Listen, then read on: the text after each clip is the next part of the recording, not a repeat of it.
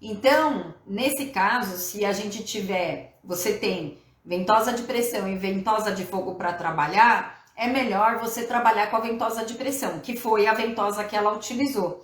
Por quê? Porque a ventosa de fogo, a gente usa o fogo para poder tirar o ar e fazer o vácuo e fazer a pressão negativa com a ventosa. E o fogo ele é quente, então você esquenta a ventosa. O paciente está já yang, né? E aí a gente vai, se a gente tem opção de ventosa que não utiliza fogo e uma que utiliza fogo, nesse caso então vamos usar a ventosa de pressão, né? Se o quadro dele ele está dentro de um quadro mais yang, mais agitado, mais irritado, não vamos usar uma terapêutica que utiliza o fogo. Então, no caso, ela tinha me respondido que usou a ventosa de pressão, então foi bem adequada.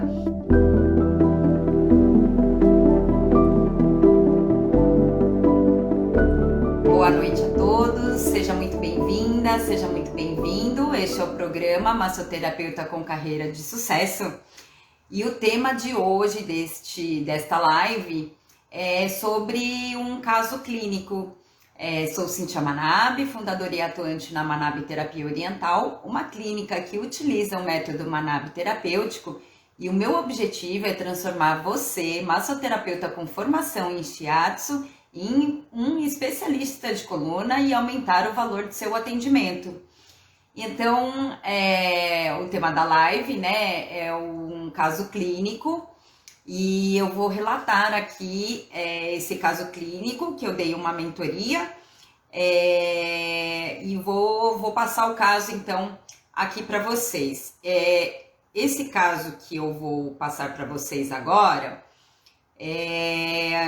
a terapeuta, ela ia fazer um segundo atendimento. Ela atendeu uma vez o paciente e o paciente iria retornar pela segunda vez. Então, nessa primeira sessão da terapêutica dela, o que foi que ela vivenciou dentro desse caso clínico?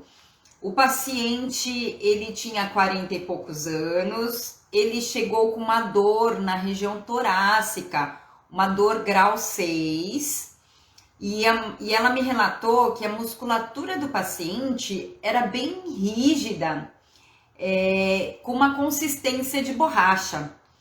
E ela falou que ela fez a massagem desportiva, utilizou a ventosa e também o shiatsu. E aí ela me relatou que ainda assim a musculatura não soltou e que também ela utilizou a agulha intradérmica em 2 pontos que ele sentia mais dor. E na auriculoterapia foram utilizados os pontos Shemen, fígado, rim, subcórtex e a região correspondente ao local da dor do paciente. E que no final da sessão ele relatou que estava sentindo as mesmas dores.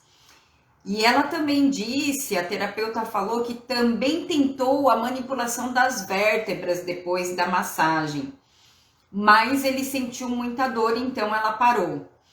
E aí ela pediu o retorno do paciente e após 6 dias do atendimento que ela fez ao paciente, ele entrou em contato para dizer que as dores tinham aumentado e que iria retornar com ela no 7º dia, no dia seguinte, depois do 6º dia que ele deu um feedback para ela.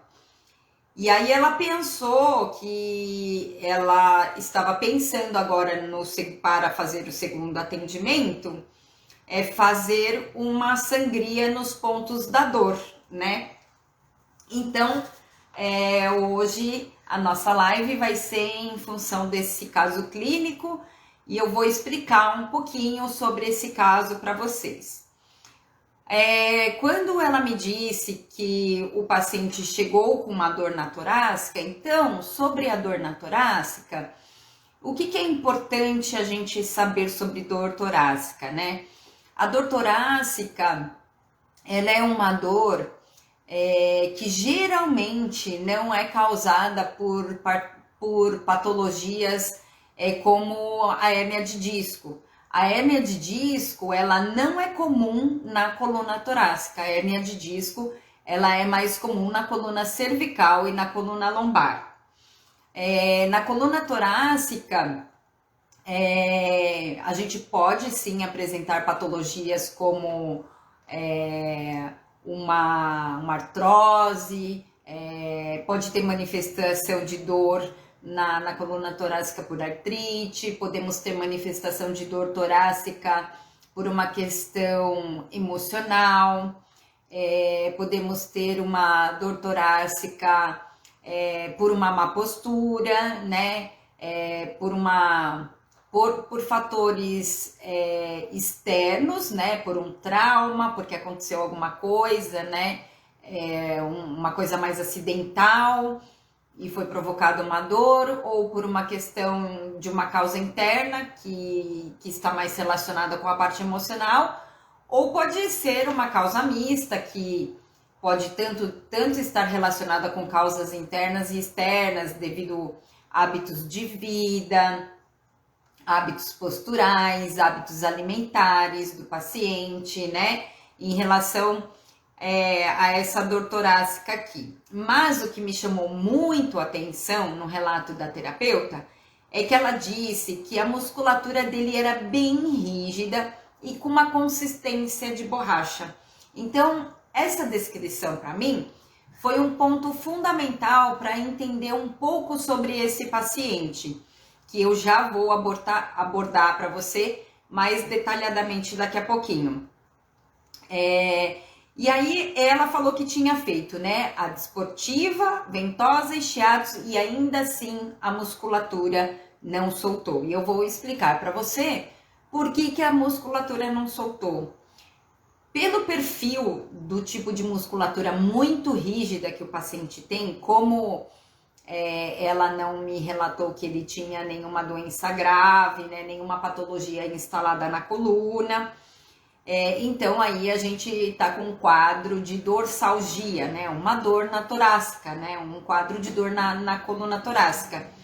Então, o que me chamou muita atenção é realmente essa musculatura bem rígida, com essa consistência de borracha do paciente, porque geralmente esses pacientes que têm uma musculatura muito rígida, vejam bem, né, eu tô dizendo geralmente, né, todas as análises, o diagnóstico,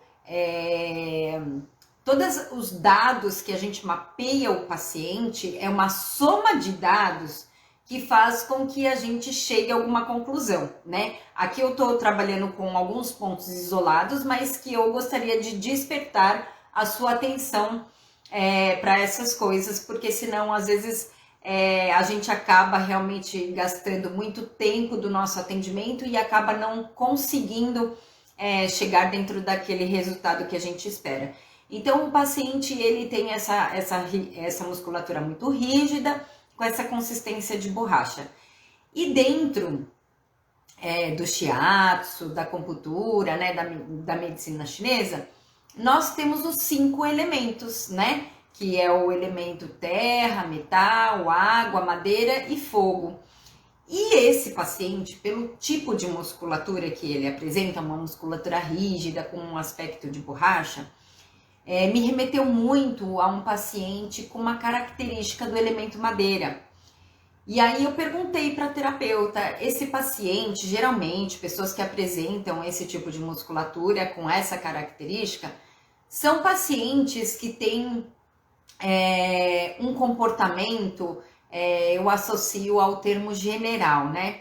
Que são pacientes assim mais de comando, mais autoritários, mais mandões, com postura mais rígida, né? Com uma fala mais agressiva. Geralmente quem tem essa musculatura apresenta um perfil mais yang, né? Dentro da teoria do yin e do yang. Vamos dizer assim, nesse caso que o calmo seria o yin e o agitado seria o quadro yang, né? E é legal eu te lembrar também que o paciente ele pode ter a característica de um elemento.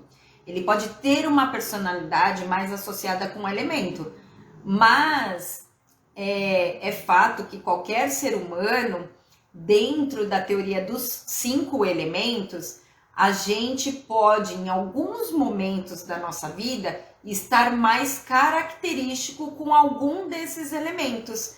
Então, eu posso ter características de um elemento, do elemento terra, mas em alguns momentos da minha vida eu estar vivendo mais dentro de uma fragilidade do elemento madeira, que é o caso deste paciente. Esse paciente é um paciente que provavelmente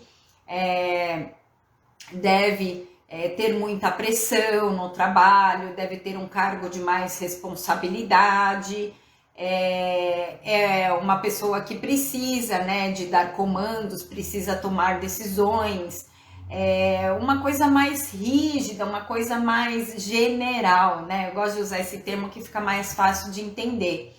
Então, em relação a essas características, eu vou aprofundar agora. Eu fiz um rascunho aqui para falar para você sobre características de uma pessoa que ela ou tem uma tendência a ser do elemento madeira ou ela está num momento com características comportamentais mais do elemento madeira. Então, o elemento madeira ele está mais relacionado com o modo como as pessoas têm flexibilidade. Então, provavelmente deve ser um paciente mais inflexível, né? Até mesmo às vezes na abordagem, como o paciente fala com a gente, como com o terapeuta, ele é mais agressivo, ele é mais impositivo, ou ele gosta de reforçar aquilo que você está fazendo para ele, que ele não está gostando, né? Geralmente os pacientes têm essa característica. Eles são pacientes que gostam de se sentir livres para ter uma vida criativa, porque são pessoas muito criativas, né? Então, o elemento madeira, ele se refere à liberdade, à flexibilidade, à criatividade, a controle, né? Então, o excesso de controle também, tanto em relação a coisas, como em relação a pessoas também, em relação ao controle de relacionamento, controle de coisas operacionais que ele precisa fazer no trabalho, né? Então, isso tem a ver com esse elemento madeira. Madeira está relacionado com a expressão, com a eficácia e com decisão. Não é ruim o paciente ser, né, dentro de uma característica muito aguçada do elemento madeira, porque esse paciente, esse ser humano que tem uma característica maior dentro do elemento madeira, ele é muito bom para comandar, ele é muito bom para ordenar, ele é muito bom para tomar decisões importantes, ele é muito bom para fazer a coisa acontecer, né? Então tem a parte boa. Só que é isso, às vezes por um momento de mais estresse no trabalho, mais estresse num relacionamento pessoal, alguma coisa que esteja provocando um estresse maior dentro da vida do paciente, acaba fazendo com que ele entre em desequilíbrio do elemento madeira. E aí é aí onde a gente precisa entrar com a terapêutica mais adequada e reequilibrar o quadro dele. Então, o paciente que tem uma boa energia do elemento madeira, ele vai apresentar uma vida criativa, um corpo mais flexível, uma mente mais aberta, mais maleável, né? Então, um paciente que tem uma energia boa fluindo, ele não fica dentro daqueles pensamentos fixos, dentro do sou o dono da razão, né? Ele é mais aberto a aceitar outras opiniões. Isso quando a energia está fluindo bem. Depois eu vou falar quando está em desequilíbrio, né? Então, ele sabe tomar as decisões nos momentos mais importantes, decisões mais fortes. E quando a energia também está fluindo do elemento madeira, o paciente ele consegue lidar bem com os momentos de crise na vida, seja no trabalho, na vida pessoal, a pessoa consegue lidar bem com os momentos de crise. E quando o paciente está em desequilíbrio com o elemento madeira, daí o paciente ele vai se apresentar de maneira inversa a isso, né? Então, ele vai ter um excesso, ele vai querer, ele vai estar num comportamento com um excesso de controle, seja do corpo, né? Então, ele quer controlar o corpo dele também, então ele não tem uma entrega, tem uma dificuldade até de entrega, até mesmo para receber a terapêutica, né? Porque é ele que tem que estar no comando de tudo. Então, ele tem um excesso de controle do corpo, ele tem um excesso de controle do ambiente onde ele está, né? Seja com as pessoas ou com os fatos para acontecerem, querendo controlar tudo. Isso, quando ele está em desequilíbrio, ele fica tendencioso a se apresentar assim. E aí esse paciente nitidamente entra num quadro de estresse, né?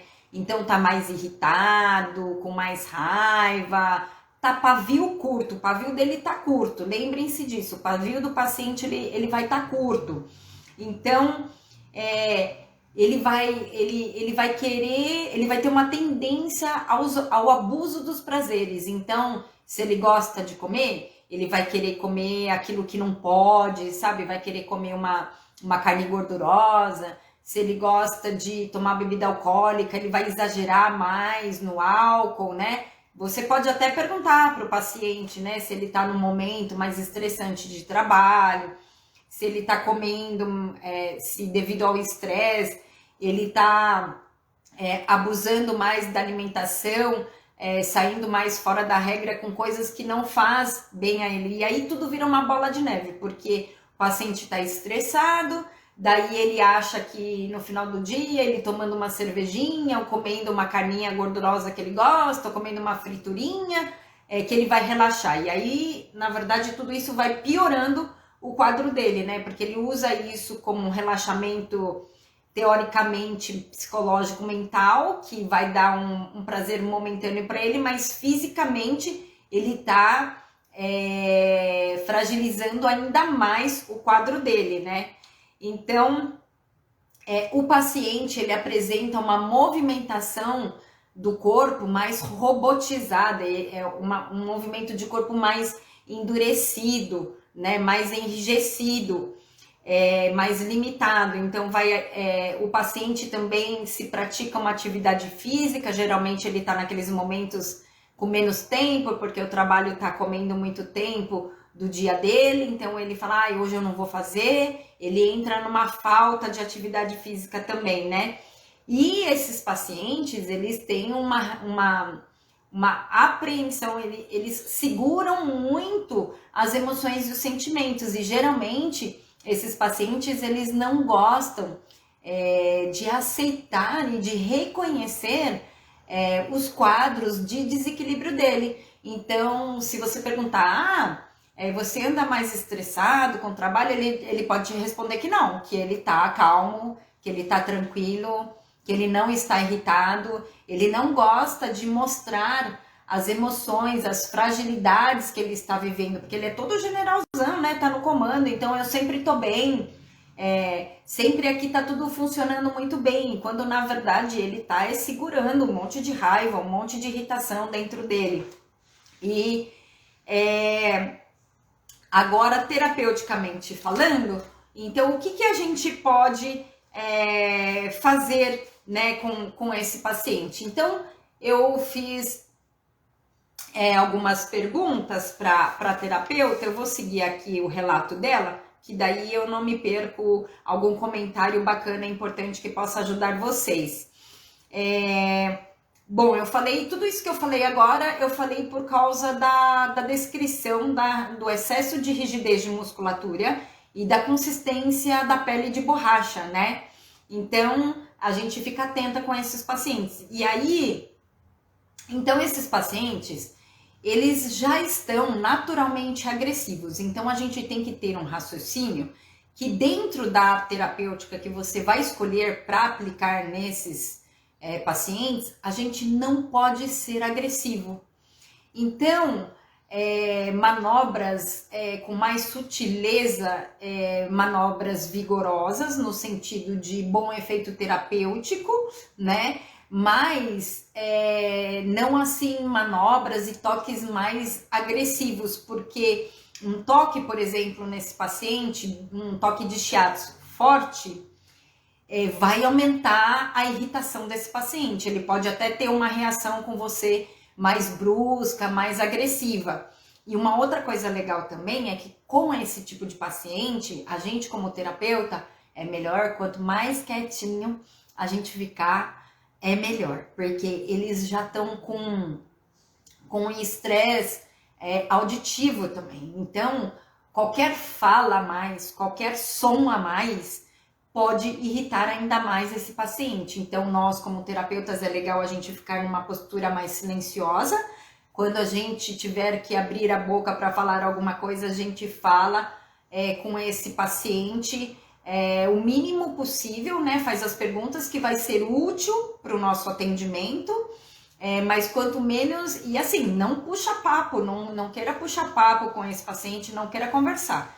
Isso, se ele quiser, ele vai demonstrar. Mas para esses pacientes, quando está num nível de estresse grande... Quanto mais quietinho a gente fica, melhor é para o paciente, a gente vai irritar menos, vai acalmar mais o paciente do que se a gente ficar falando durante o atendimento, tá? Então, ela me disse assim, que fez a desportiva, a ventosa e o shiatsu. Aí quando eu perguntei para ela, né, as manobras da massagem mais estilo esportiva, ela é bacana porque usa mais deslizamento, né? Então, um deslizamento não com tanta pressão e o toque, você vai chegando devagar no paciente, não vai enfiar a mão nele e já começar a fazer aquela massagem, não. Então, assim, os movimentos mais lentos, os movimentos mais menos vigorosos no sentido de força, do terapeuta exercer uma força no toque. O toque mais leve, o toque mais sutil vai ser mais agradável e vai provocar mais relaxamento muscular do que se a gente usar um shiatsu forte em paciente assim. Então, a manobra da massagem esportiva, ela é mais deslizamento. Então, foi bem adequado para utilizar com esse paciente. E aí ela me disse que aplicou a ventosa. E aí eu perguntei para ela, como foi que você aplicou a ventosa? E primeiro eu perguntei se a ventosa ela era de fogo ou de pressão, né? E aí aqui eu quero deixar uma observação muito grande. Pensa que esse paciente está num quadro Yang. Então, nesse caso, se a gente você tem ventosa de pressão e ventosa de fogo para trabalhar, é melhor você trabalhar com a ventosa de pressão, que foi a ventosa que ela utilizou. Por quê? Porque a ventosa de fogo, a gente usa o fogo para poder tirar o ar e fazer o vácuo e fazer a pressão negativa com a ventosa. E o fogo, ele é quente, então você esquenta a ventosa. O paciente está já Yang, né? E aí, se a gente tem opção de ventosa que não utiliza fogo e uma que utiliza fogo, nesse caso, então, vamos usar a ventosa de pressão, né? Se o quadro dele ele está dentro de um quadro mais yang, mais agitado, mais irritado, não vamos usar uma terapêutica que utiliza o fogo. Então, no caso, ela tinha me respondido que usou a ventosa de pressão, então foi bem adequada. Só que ela falou que aplicou a ventosa, né, com ela fixa, né? A ventosa fixa, na parte onde ele tinha dor, nas costas, ali na torácica, né? Na região da coluna. E aí, nesse caso, é melhor a gente aplicar a ventosa de forma deslizante. Então, a gente espalha um óleo, espalha um creme antes, e aí a gente, nesse caso, a ventosa de pressão ela é melhor, por quê? Porque a gente consegue controlar o nível de pressão que a gente quer fazer naquela ventosa. Então, nesse caso, eu pedi para ela, quando fosse atender ele de novo, como ela aplicou as ventosas de maneira fixa, né? Eu falei, então, no próximo atendimento, você vai fazer a ventosa deslizante. Fazer a ventosa deslizante mas com pouca pressão na ventosa. Para quê? Para não ser um movimento irritativo, porque senão o paciente vai ficar mais irritado. Então faz uma leve pressão com a ventosa e desliza ela no local da dor, na parte das costas toda e bilateralmente, né? Usa a ventosa deslizante e conforme a musculatura for soltando, daí sim a gente pode ir aumentando um pouquinho a pressão que a gente faz na ventosa de forma gradativa. Você vai vendo aquilo que o paciente não retrai, não contrai, né? Se ele está cada vez mais entregando o corpo dele e a musculatura está soltando cada vez mais. Então, eu sugeri que ela fizesse a ventosa deslizante. Nesse caso, por que a deslizante? Porque ele tá, quando a gente fala de elemento madeira, a gente está falando de fígado e vesícula biliar, de acordo com o shiatsu, medicina chinesa, né? Porque o elemento madeira é ele que está relacionado com esse órgão e com essa víscera, que é o fígado, e com a vesícula biliar, ele que governa esses dois, o órgão e a víscera, né? Então, quando a gente está falando em fígado, um paciente muito irritado, que está com a musculatura muito retesada, muito rígida, a pele dele está até endurecida, né? O que acontece? É uma pessoa que dentro, quando a gente, se vocês pensarem, né, em relaxamento do corpo, em fluir do fluxo energético do corpo, em fluir a energia do corpo, a energia vai fluir quando o corpo está relaxado. A energia ela não vai fluir quando o corpo está contraído, né? Quando ele está tensionado.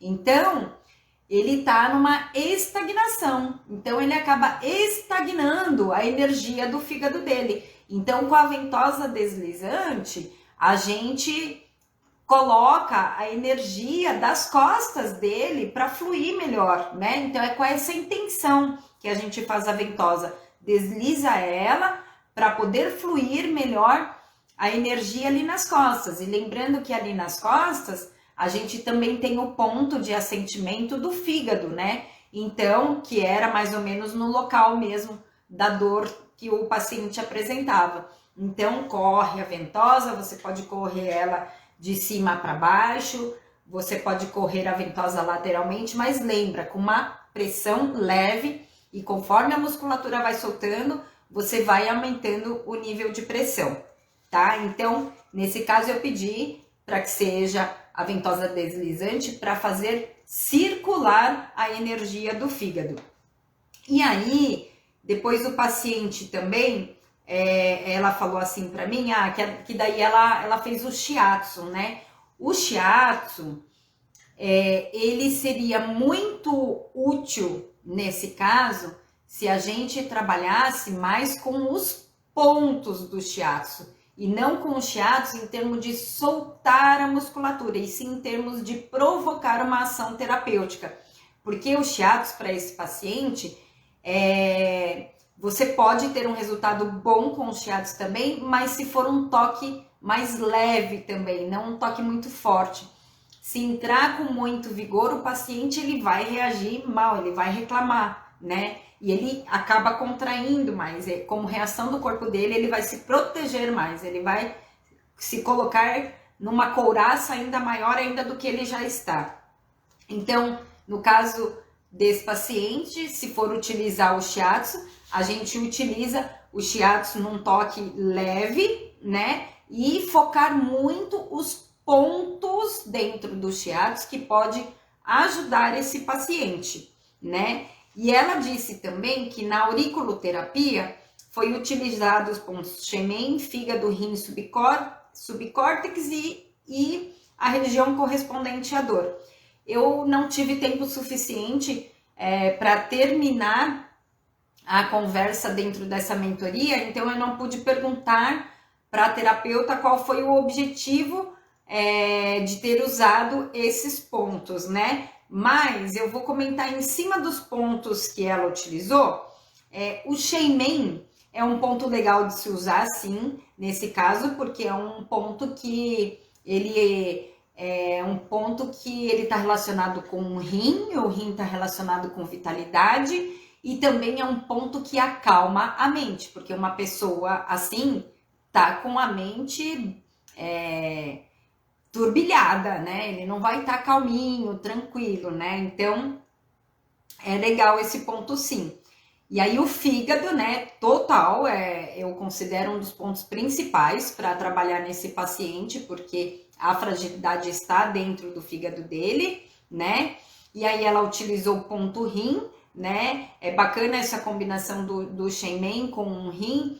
E esse paciente também, muito provavelmente, quando a gente está dentro de um quadro de estresse, também esse quadro geralmente se apresenta junto com um quadro de ansiedade do paciente. Então, o rim é um ponto bom para se trabalhar dentro da ansiedade, mas se a gente utilizar, eu gosto muito de associar o rim com o coração, o rim com o coração para trabalhar a parte de ansiedade, né?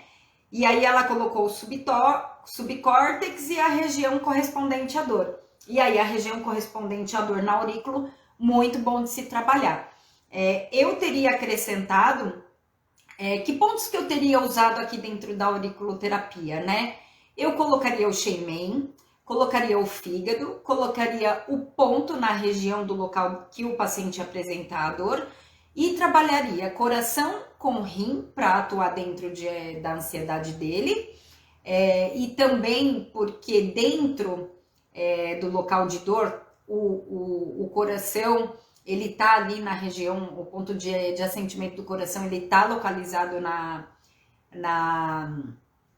torácica, né, na coluna torácica, e o ponto do rim também, ele já quase tá chegando na lombar, mas ele pega o finalzinho da coluna torácica também, né? Então, como a dor foi relatada na torácica, então a gente pode trabalhar indiretamente também, ajudando o paciente também para acalmar a mente, para ele ficar mais calmo, mais tranquilo, ajudar na ansiedade, né? Então, utilizaria também o ponto do local da dor e eu associaria também o ponto do intestino grosso, tá bom? Para trabalhar junto com o fígado para fazer a energia desse corpo circular melhor, tá? E aí ela me disse que, como ele não tinha apresentado a melhora, ela foi fazer uma manobra nas vértebras. E aí eu perguntei, qual foi a manobra que você aplicou nas vértebras? Daí ela falou assim, aquela manobra, né, que a gente cruza os braços e a gente utiliza essa parte aqui da palma da mão. E ela falou que aplicou uma manobra que ela aprendeu num curso de quiropraxia. Então ela fez aquele thrush para poder ver se tinha alguma vértebra fora do lugar e deu aquele tranco no paciente. Os pacientes, quando estão nesse quadro, a quiropraxia, ela não, eu digo quiropraxia, com movimentos mais bruscos, não é ideal para esse paciente nesse momento. Por quê? Porque o paciente, ele já tá irritado, ele já tá nervoso, ele já tá estressado, ele já tá querendo controlar tudo, ele já tá tudo mais. E manobras, lembra, o raciocínio que a gente tem que ter é que para paciente assim, a gente utiliza manobras mais calmas, mais tranquilas. Então o thrush, na hora que ela deu o thrush, ela falou que ele reagiu super mal e que ele foi até meio grosso e que ele reclamou, né, que doeu, né, que a dor piorou. Por quê? Por causa disso, o paciente dentro desse quadro, a gente não pode ter manobras bruscas, né? Então, o melhor de manobra que seria para se fazer nesse caso, seria uma manobra sim no osso, em cima da vértebra, mas sem dar tranco, simplesmente como se fosse um shiatsu em cima do osso, né?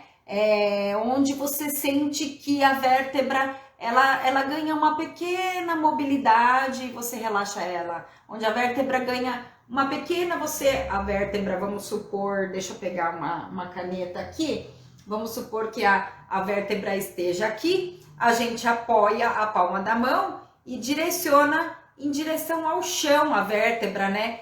você sente a vértebra só ganhando um pouquinho de flexibilidade. Essa seria a melhor manobra para ter se trabalhado com esse tipo de paciente. E aí, ela fala dessa manobra, tá. E aí, então foi isso. Eu dei essas orientações para ela e aí eu pedi algumas coisas a mais também, que eu vou passar essas dicas para você também. Então, você tem que ter em mente que o meridiano em desequilíbrio desse paciente é o meridiano do fígado, né, com seu parzinho acoplado da vesícula biliar.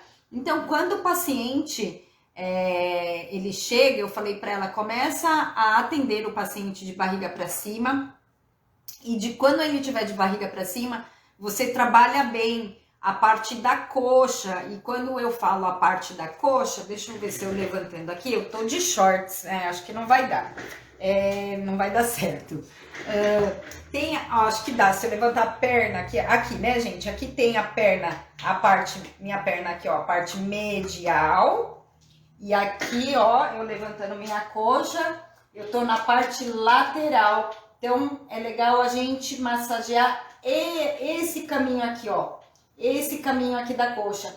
Então, eu pedi para ela massagear a coxa na parte anterior do corpo, aqui na frente, nessa parte mais lateral. A gente, com um toque de massagem relaxante, não de shiatsu, pode até utilizar o shiatsu, mas aí a gente utiliza o shiatsu com uma pressão leve. E a gente também pede para o paciente, se estiver usando a manipulação do shiatsu levemente, na hora que a gente entra um pouquinho e ele sente a dor, você pede para ele inspirar. E na hora que você faz uma pressão maior, você pede para o paciente, solta o ar, expira agora, né? Você traz o paciente para massagem junto com a respiração, atuando junto nessa parte da coxa. Então, eu pedi para ela trabalhar essa parte da coxa também. E uma coisa legal que a gente tem que trabalhar esses pacientes são as articulações. Pacientes enrijecidos, característicos do elemento madeira, a gente precisa trabalhar as articulações. Então, seria o ombro, né? Então, o paciente está deitado na maca, você pega e faz esse movimento, né? No ombro do paciente. Você pode fazer esse movimento aqui com a perna do paciente, né? Ele vai estar de barriga para cima, você flexiona, dobra o joelho dele e faz movimentos de rotação. Lembra que esse paciente está num quadro de estagnação e que esse paciente ele é inflexível, então a gente tem que ganhar flexibilidade com ele e a gente tem que fazer movimentos circulares para circular a energia desse paciente, né? E eu pedi para ela também, a gente pode fazer essa manobra de circular aqui nessa região da costela, né?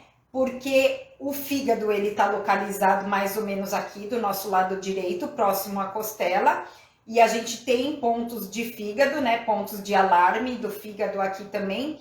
Então, a gente pode massagear o abdômen muito leve. Tem que massagear o abdômen de uma maneira muito leve para que não incomode o paciente, porque lembra, ele já está irritado. E aí, o paciente está deitado aqui na maca, né? Então, o paciente está deitado, a gente coloca a mão assim, ó, nesse sentido, assim, ó, a gente coloca como se fosse abraçar as costelas do paciente aqui por baixo, e aí a gente faz movimentos balançando, movimentos para que a gente ganhe esse movimento aqui, ó, do paciente na maca. Então a gente chacoalha o paciente um pouquinho. Mas lembra, movimentos lentos, porque se você fizer movimentos rápidos, ele fica irritado também. Então você pode elevar uma mão e outra, né? Porque assim você vai ganhar mobilidade nos ossos da costela dele. E até mesmo porque a costela, ela tá aqui na frente, mas ela se prende na nossa coluna lá atrás, na nossa coluna, e essa parte do fígado vai estar bem nessa região da torácica mesmo, né? Então, a gente faz um chacoalhar lento, calmo, tranquilo nessa região da costela também. E também eu pedi para ela massagear com o shiatsu o ponto do fígado número 3 e o ponto do intestino grosso número 4. Por quê? Porque essa é uma das melhores das combinações que a gente tem para fazer circular a energia, circular o Qi. O Qi, a energia do corpo, ela tem que estar fluindo, ela tem que estar fluida, né? Então tem que estar, o fluxo da energia do Qi tem que estar livre. E essa combinação do F3 com o IG4 é uma das melhores combinações para você manter o fluxo livre do Qi, né? Então eu pedi para ela massagear bem o ponto IG4 e o ponto F3 lá no pé, né? O ponto IG4 é aquele pontinho aqui que a gente usa muito para dor de cabeça, e o ponto F3 é esse pontinho aqui, ó, bem entre o dedo o primeiro e o segundo dedo do pé, né? Vocês depois podem dar um Google, localização do ponto IG4 e F3 para pegar com mais precisão. Mas eu quero te lembrar que lembre-se que no shiatsu a gente tem a vantagem de trabalhar a região, a gente não precisa ser tão preciso no ponto quanto na acupuntura. Então você vai massageando essa região do IG4, aquela região do fígado 3, do F3, e você vai sentindo onde a musculatura está mais presa, onde ela está mais endurecida, e aí você capricha mais aonde tiver mais tensionado. E lembra, mesmo que esteja com uma pressão, faça uma pressão com movimento circular para colocar tudo para essa energia desse paciente fluir, né? E aí também, quando ela me perguntou, né? Ela falou, eu queria fazer uma sangria nesse paciente lá nas costas, no local da dor. Como é um paciente que não tem nenhuma patologia, não tem deficiência de sangue, é um paciente saudável, né? Só está apresentando uma dorsalgia. Então eu falei para ela que sim, que seria muito interessante, na verdade é muito útil mesmo e muito eficaz. A gente consegue bons resultados fazendo a sangria, e aí eu pedi para ela fazer a sangria no bexiga 18, que é o ponto que corresponde ao fígado, né, dentro do meridiano da bexiga, um ponto de assentimento, e também pedi para ela fazer a sangria nas costas, no local mais exato onde ele relatasse a dor, né? E é isso, pessoal. Em relação a esse paciente, foi essas orientações que eu dei, mas aí é muito legal, né? Vocês conscientizarem o paciente, tudo dentro de um momento que o paciente te permite, né? Porque às vezes eles são tão rígidos e estão tão fechados e tão agressivos, mas conforme a gente vai atendendo e ele vai vendo a melhora, o paciente naturalmente começa a ter aquela entrega para você, ele começa a ter muita confiança em você, então fica mais fácil de acessar o paciente quando a gente dá os resultados, né? Então você pode perguntar para ele como que tá a alimentação dele, né? Se ele tá com muito excesso de trabalho, e que se daí ele tá abusando um pouquinho do álcool. E aí você explica para o paciente, né? Olha, eu sei que acaba sendo um momento de prazer para você, mas é que se você continuar bebendo álcool, se você continuar comendo mais frituras, se você continuar comendo gorduras, né? Isso vai fazer com que a gente não saia desse quadro de melhora, e a sua dor pode até piorar. Por quê? Porque o fígado dele vai enfraquecendo cada vez mais, né? A gente pode pedir também para esse paciente, né, todos os dias, ele tomar um copo de água, né, com limão verde, o limão Tahiti, né, um limão espremido todos os dias, né? E lembrem-se, né, gente, que quando a gente dá uma orientação em relação à terapêutica, em relação ao caso clínico, a gente está avaliando aquele momento do paciente. e que coisas que valem hoje para um paciente pode não valer para o mesmo paciente daqui um mês, daqui 2 semanas, né? Esse é o quadro que ele está apresentando. Essa foi a dúvida que ela me apresentou numa certa data. Então, de acordo com aquilo que o paciente apresenta, a gente aplica a nossa terapêutica de acordo com o quadro que ele apresenta associado com a fragilidade de base dele. Mas lembrando que nem tudo é fixo, né? E não serve para a vida toda, depende muito do momento e do quadro, do diagnóstico que aquele paciente apresenta ali naquele momento. Então, era isso que eu queria falar para você hoje, né? Em relação a esses pacientes que a gente tem mais dificuldade de soltar a musculatura dele, e quando ele tem essas características musculares e de rigidez e de comportamento, né? E aí a gente pode até, aos pouquinhos, né? Conforme o paciente vai te dando mais abertura, você vai entrando, né? Nessa questão, né? Você pode também orientar o seu paciente para que ele pratique, porque a atividade física é uma maneira de colocar a energia do corpo para circular. Corpo parado, quem não faz atividade física vai ter mais dificuldade de fazer com que a energia do corpo ela possa circular livremente. Uma atividade física já vai fazer com que a energia do corpo flui melhor, né? E então se ele já pratica algum esporte ou tá parado, então você pode orientar que ele volte, né? E que volte a fazer uma coisa que ele gosta, né? É sempre importante você procurar uma atividade física e orientar o seu paciente que faça uma atividade física que seja prazerosa para ele, não assim uma coisa muito obrigação, porque senão a gente até perde um pouco do efeito terapêutico, não perde por uma questão física, né?